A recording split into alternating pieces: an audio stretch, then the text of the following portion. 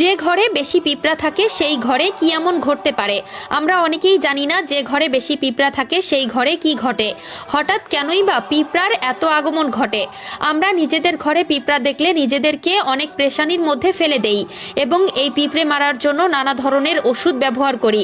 আজকের ভিডিওটি দেখার পর আপনার ধারণা একদমই পাল্টে যাবে। আশ্চর্য হয়ে যাবেন যে পিঁপড়া নিয়ে পবিত্র কোরআনে একটি সূরা নাজিল হয়েছে, তা হলো সূরা নামল, যার অর্থ হচ্ছে পিঁপড়া। কেন পিঁপড়া ঘরে আসলে তাকে হত্যা না করা উচিত এবং ঘরে পিঁপড়া আসা কিসের লক্ষণ, সেটা আপনারা আজকের আমাদের এই ভিডিও থেকে জানতে পারবেন।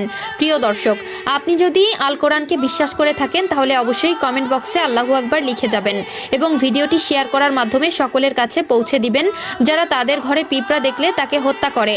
তো চলুন বেশি কথা না বলে ভিডিওটি শুরু করা যাক। প্রিয় দর্শক, আমরা অনেকেই আছি যারা নিজেদের ঘরে পিঁপড়া দেখলে তাদেরকে হত্যা করার জন্য মরিয়া হয়ে পড়ি। তবে পিঁপড়া হত্যা করা ইসলামের শরীয়ত অনুযায়ী কেন একটি অপরাধ, তা হযরত সুলাইমান আলাইহিসসালামের ঘটনা জানলে বুঝতে পারবো।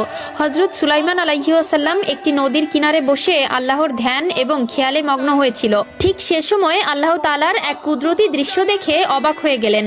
তিনি লক্ষ্য করলেন একটি পিঁপড়া তার মুখে কিছুটা খাবার নিয়ে নদীর কিনারের দিকে যাচ্ছে। পিঁপড়াটি আস্তে আস্তে সামনের দিকে যেতে যেতে নদীর একদম শেষ সীমানায় পৌঁছে গেল এবং অপেক্ষা করতে থাকলো।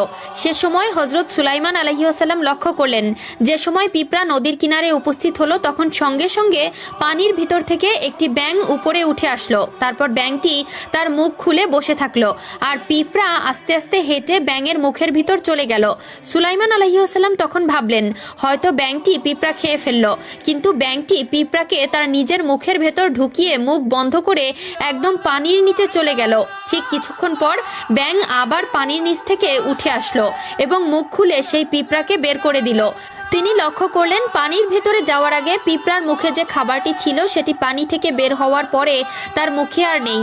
গোটা মুসলিম বিশ্ব জানে একমাত্র হযরত সুলাইমান আলাইহিসসালাম পশু পাখি গাছপালা সকল প্রাণীর ভাষা বুঝতেন। সে সময় তিনি পিঁপড়াকে ডেকে জিজ্ঞাসা করলেন পুরো ঘটনার ব্যাপারে। তখন পিঁপড়াটি বলতে লাগলো, হে আল্লাহর নবী, আমি এই নদীর গভীরে একটি পাথরের কাছে গিয়েছিলাম যেখানে একটি কীট বসবাস করে, আর আল্লাহ তাআলা আমাকে নির্দেশ দিয়েছেন আমি যেন সেই কীটকে নিয়মিত খাবার পৌঁছে দেই, আর আমাকে সাহায্য করার জন্য আল্লাহ তাআলা এই ব্যাঙটিকেও নির্দেশ দিয়েছেন। তাই এই দয়ালু পিঁপড়াকে আমাদের কোনো সময় হত্যা করা উচিত নয়।